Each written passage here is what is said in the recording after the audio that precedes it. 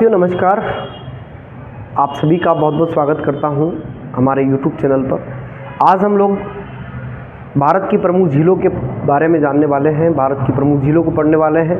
ये टॉपिक सभी एग्ज़ाम में लगेगा, चाहे आप स्टेट PCS दे रहे हो, चाहे आप UPSC प्री दे रहे हो, चाहे आप भारत की तमाम भर्तियों के लिए ये टॉपिक काम का है। चलो भाई देखते हैं, आज का हमारा जो टॉपिक है उसका नाम है भारत की प्रमुख झीलें। आज हम लोग पढ़ेंगे भारत की प्रमुख झीलें, भारत की प्रमुख झीलें, भारत की प्रमुख झीलें पढ़ रहे हैं अपन, ना। चलो भाई देखते हैं भारत की प्रमुख झीलें कौन कौन सी है, क्या है। देखो इधर सबसे पहले जम्मू एंड कश्मीर राज्य पड़ता है, यहाँ पर राज्य नहीं सॉरी केंद्र शासित प्रदेश हो गया अब। और यहाँ पर क्या है, लद्दाख, यहाँ पर लद्दाख। तो केंद्र शासित प्रदेश जम्मू एंड कश्मीर में कौन कौन सी झीलें हैं उनको हम इधर पढ़ेंगे। देखो जी, जम्मू एंड कश्मीर में जो जो झीलें हैं ना उनको हम यहाँ जान रहे हैं। इधर सारी सारी झीलें मैं एक साथ बता दूंगा आपको। जम्मू एंड कश्मीर की जो झीलें हैं उनमें सबसे पहले जो झील है उसका नाम है उलर झील।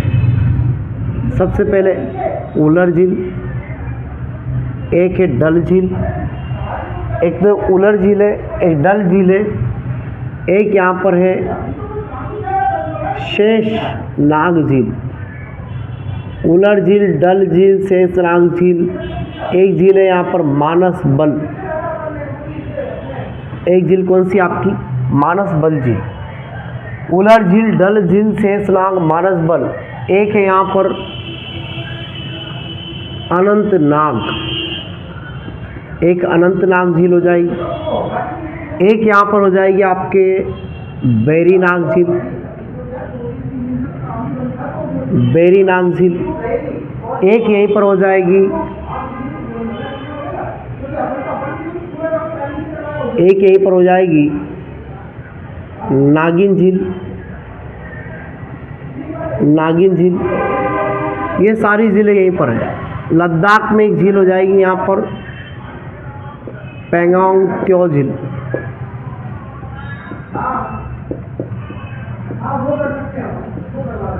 ये आपकी झीलें आपको कहाँ मिलेगी, जम्मू एंड कश्मीर और लद्दाख में मिलेगी। हालांकि इनकी डिटेल में समझा दूंगा आगे, एक एक के बारे में डिटेल भी बता देंगे हम। इसके बाद हम आगे बढ़ते हैं तो यहाँ पहुँच जाते हैं हिमाचल प्रदेश में। हिमाचल प्रदेश में कौन कौन सी झीलें हैं देखो आप। देखो इधर तो है उलर, डल, शेषनाग, मानस बल, नाग, नागिन, अनंतनाग। अरे जिसके पीछे नाग दिख जाए ना, नाग, उलर और डल को याद रख लेना बस, बाकी सबके पीछे तो नाग है।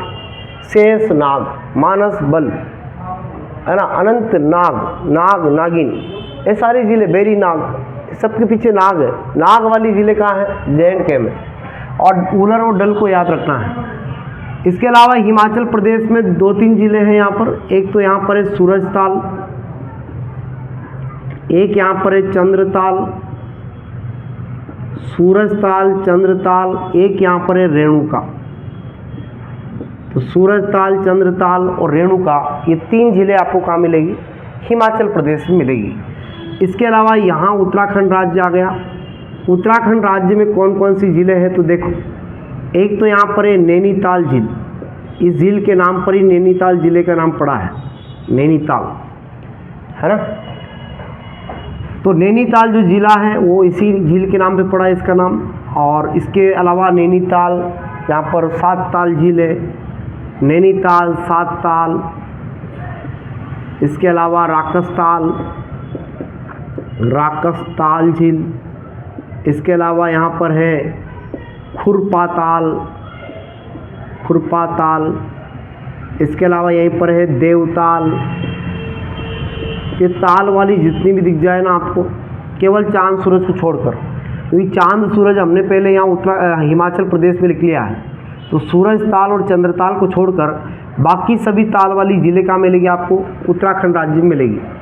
तो यहाँ पर देवताल के अलावा और भी नौकुच्चा ताल झील भी एक यहाँ पर, नौकुच्चा ताल। ये सारी ताल वाली जितनी भी झीलें हैं ना वो सब आपको कहाँ मिलेगी, ये सब आपको उत्तराखंड राज्य में मिलेगी। अब इसके बाद में यहाँ देवताल भी है एक झील, देवताल लिख लिया वैसे अपन ने। आप देखो उत्तर प्रदेश में एक झील याद रख लेना, ये लिख देता हूँ मैं क्योंकि उधर अपने पास जगह नहीं है, ट्रैफिक ज़्यादा है उधर। यहाँ फुल्लर झील याद रख लो आप, फुल्लर झील उत्तर प्रदेश में है। इसके अलावा बिहार में कोई झील लिखना नहीं है अपन को, सिक्किम में याद करो आप, क्योंकि बिहार की जो झील इंपॉर्टेंट नहीं है आप ज़्यादा। सिक्किम राज्य, ये सिक्किम राज्य है यहाँ पर। यहाँ दो एक झील याद रख लेना, एक झील एक तो यहाँ पर चोलामू झील है,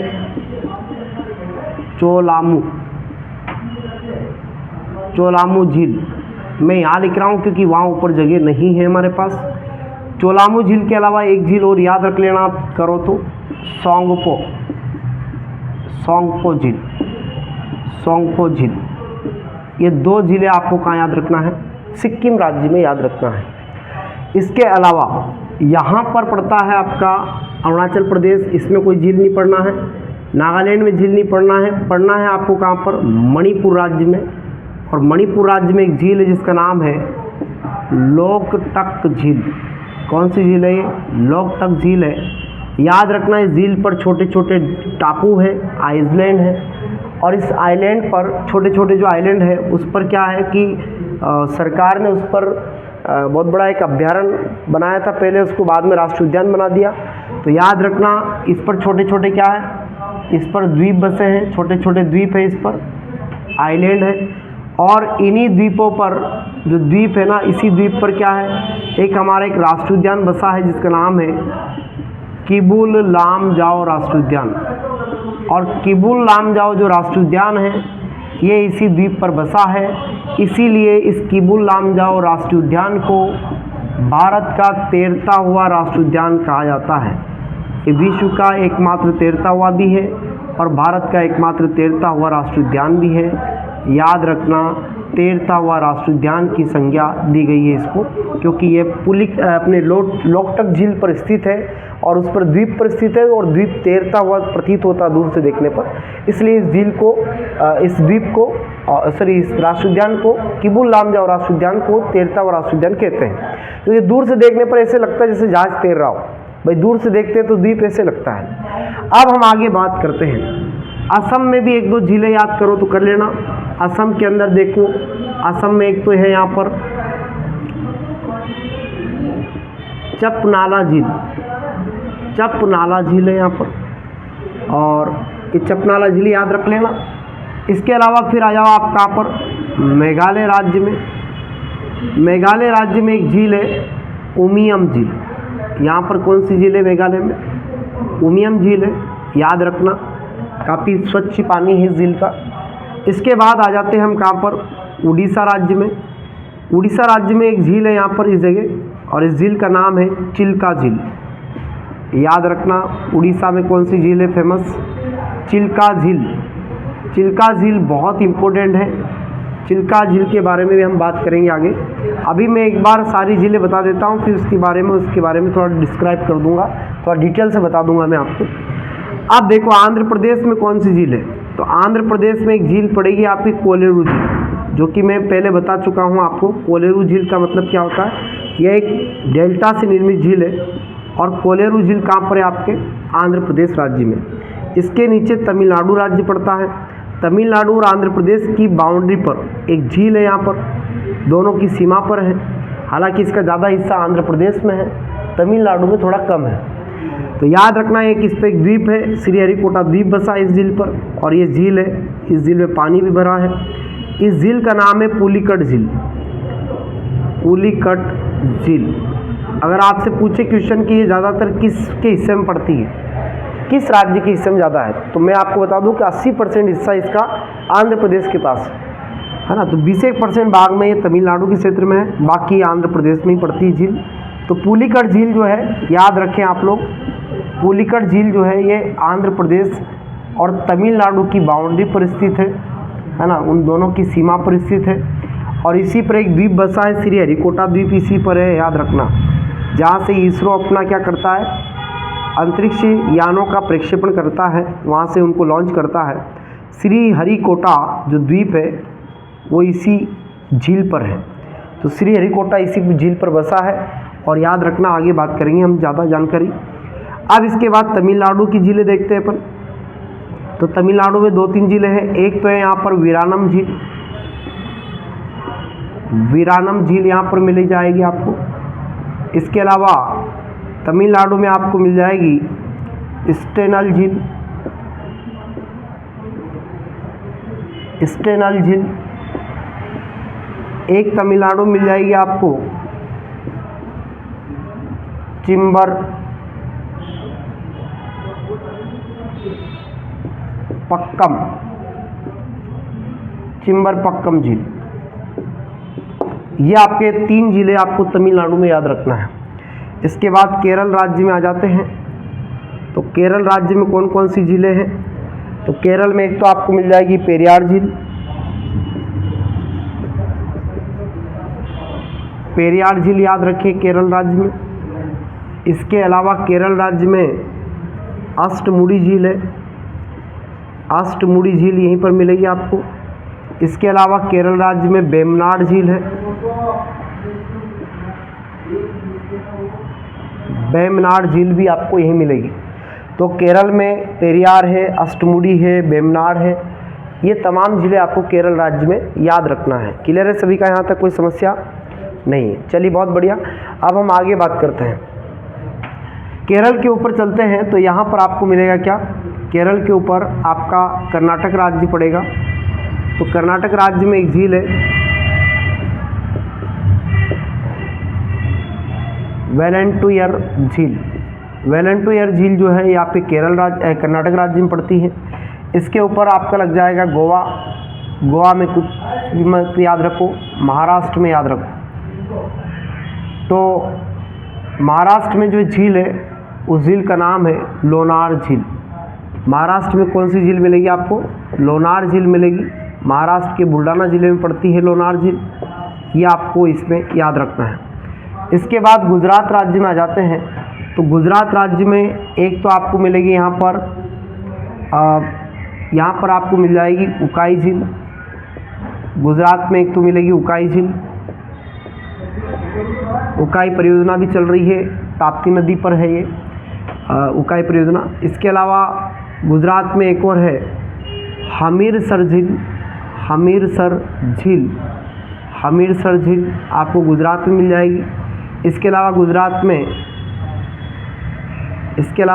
में एक और झील मिल जाएगी नल सरोवर, नल सरोवर झील। तो ये 3 झीलें आपको गुजरात राज्य में याद रखना है। कौन कौन सी? उकाई, हमीरसर और नल सरोवर। ये 3 झीलें गुजरात राज्य में आपको मिलती है। अब हम बढ़ते हैं राजस्थान की तरफ। राजस्थान में बहुत सारी ज़िले हैं, राजस्थान की बहुत सारी ज़िलें आपको याद रखना पड़ेगी, क्योंकि राजस्थान बहुत फेमस है झीलों के मामले में, और इसीलिए टूरिस्ट ज़्यादा जाते हैं घूमने के लिए राजस्थान में, क्योंकि वहाँ किले और झीलें ज़्यादा है, और किले और झीलें ज़्यादा होने के कारण टूरिस्ट आकर्षित होते हैं, ज़्यादा वहाँ जाते हैं। तो इसीलिए राजस्थान में बहुत सारी ज़िले हैं। तो राजस्थान में आप सभी को बता दें कि यहाँ पर जो राजस्थान में ज़िले हैं उनको हम आपको समझाते हैं, एक एक करके बताता हूँ। राजस्थान में एक तो है यहाँ पर राजसमंद झील, राजस्थान में एक तो है राजसमंद झील, एक है यहाँ पर जयसमंद झील, राजसमंद, जयसमंद। यहीं पर मिल जाएगी आपको डिडवाना झील, डिडवाना झील यहीं पर मिल जाएगी आपको। राजसमंद, जयसमंद, डिडवाना, यहीं पर मिल जाएगी आपको पिछोला झील, पिछोला यहीं पर मिल जाएगी आपको। पुष्कर झील, पुष्कर झील है ना, समझ में आ रहा है सभी को? यहीं पर मिल जाएगा आपका। परेशान मत होना, ज़्यादा मैटर नहीं है ये, है ना, ज़्यादा देखकर आप घबरा मत जाना, है ना, इतना तो करना पड़ेगा आपको। राजसमंद पर ये कर लोगे ना तो आपके लगभग तमाम एग्जामों में लगभग बन जाएगा क्वेश्चन।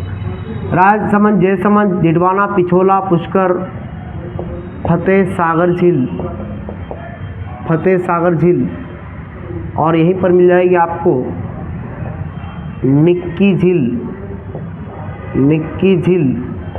इसके अलावा यहीं पर मिलेगा आपको अन्ना सागर झील, अन्ना सागर झील। यहीं पर मिलेगी आपको सांबर झील, सांबर झील। यहाँ पर कौन सी मिल जाएगी आपको, सांबर झील। यहाँ पर मिल जाएगी आपको देवर झील, है ना। तो राजसमंद, जयसमंद, डिडवाना, पिछोला, फतेह सागर, पुष्कर, निक्की झील, अन्ना सागर, सांबर और देवर, इतनी जो झीलें हैं ये राजस्थान की झीलें हैं, ये आपको याद रखना पड़ेगी, है ना। इसकी ट्रिक भी आपको मैं कुछ जिलों की तो बता सकता हूँ, जैसे कुछ जिलों की याद करने की ट्रिक जो एमपी है उनकी जिलों की ट्रिक है। राज ने डीएसपी बनने में फतेह हासिल की, राज ने डीएसपी बनने में फतेह हासिल की, बनने में क्या हासिल की, फतेह हासिल की। तो याद रखना, राज से हो जाएगा राजसमंद झील, जा से हो जाएगा जयसमंद झील, राज से राजसमंद, जय से जयसमंद, है ना। ने से याद रखना निक्की, ने से निक्की, डी से डिडवाना, एस से सांबर, पी से पिछोला, कहाँ पिछोला और पुष्कर दोनों याद रख लेना पी से। बनने में फतेह हासिल की, तो बनने से कुछ नहीं बनेगा, लेकिन फतेह से फतेह सागर बन जाएगा, है ना। तो इतनी सारी जिले याद हो जाएगी आप। तो राज ने डीएसपी बनने में फतेह हासिल की, इससे आपको बहुत सारी राजस्थान की जिले याद हो जाएगी। चलिए अब हम आते हैं कहाँ पर, पंजाब में। पंजाब में एक झील है गोविंद सागर झील, पंजाब में जो बागड़ा नागल बांध है उसके पीछे है गोविंद सागर झील, ये कृत्रिम झील का उदाहरण है, याद रखें आप। इसके अलावा एमपी में बहुत सारी झीलें हैं, एमपी में बेजाताल है, एमपी में बेजाताल है, एमपी में भोजताल है, भोजताल है, एमपी में चंपक झील है, एमपी में चंपक झील है, एमपी में इंदिरा सागर झील है, इंदिरा सागर झील है, और भी बहुत सारी झीलें हैं, लेकिन अपन को यही याद रखना है। इसके अलावा आपका, है ना, इसके अलावा और झीलें याद रखने की ज़रूरत नहीं है। अब आ जाओ तेलंगाना में, कहाँ पर, तेलंगाना में। तेलंगाना में हुसैन सागर झील है यहाँ पर, और याद रखना हुसैन सागर और उस्मान सागर दोनों यहीं पर हैं।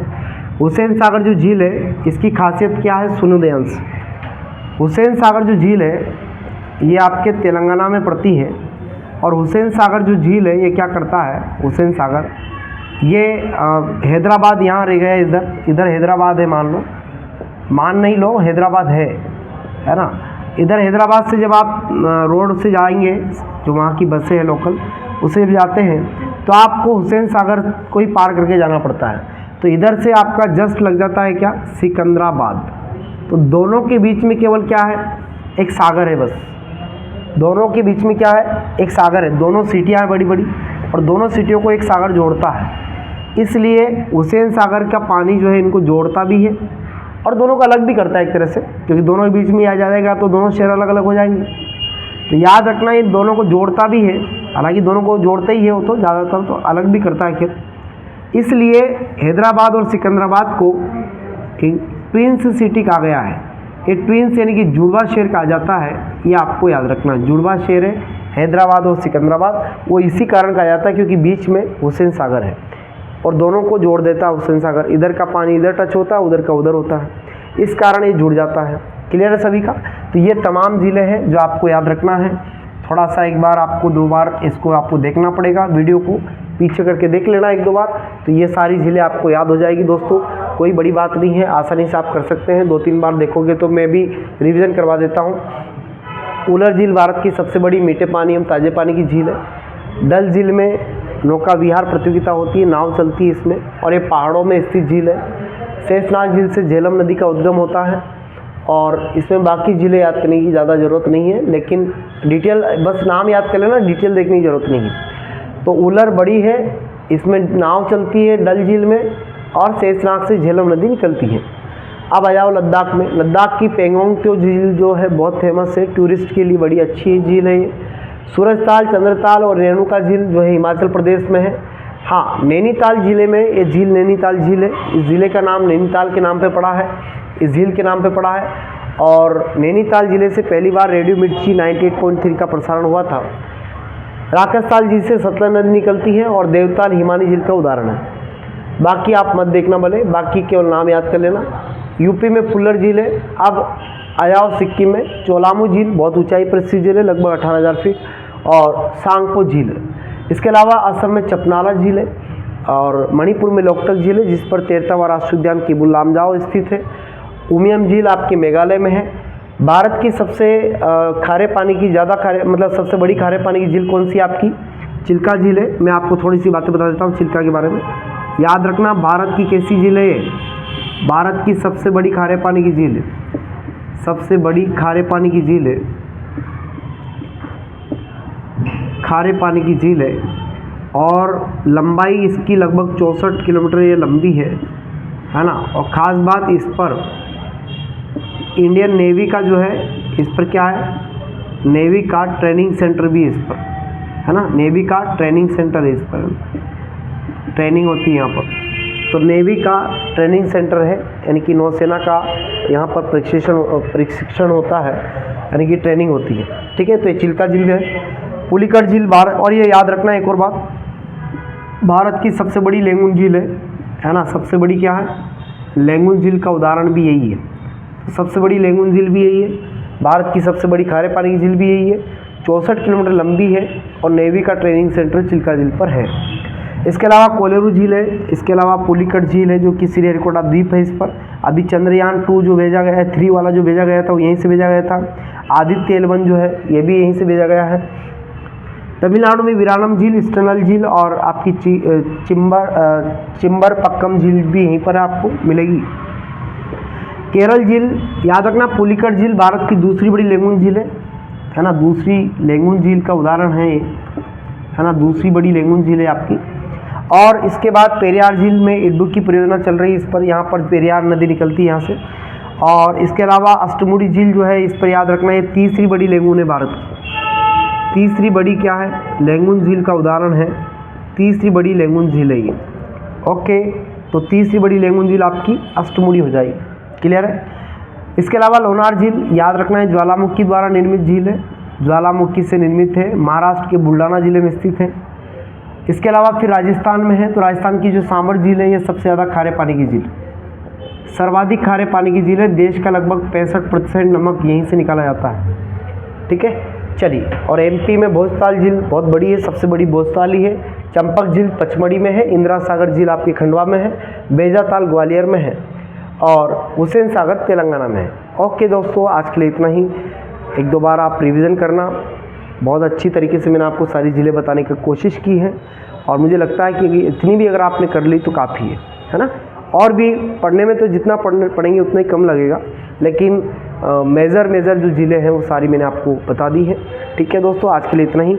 इस वीडियो को अगर पसंद आते हैं तो वीडियो को लाइक ज़रूर करें, चैनल को सब्सक्राइब भी कर लें।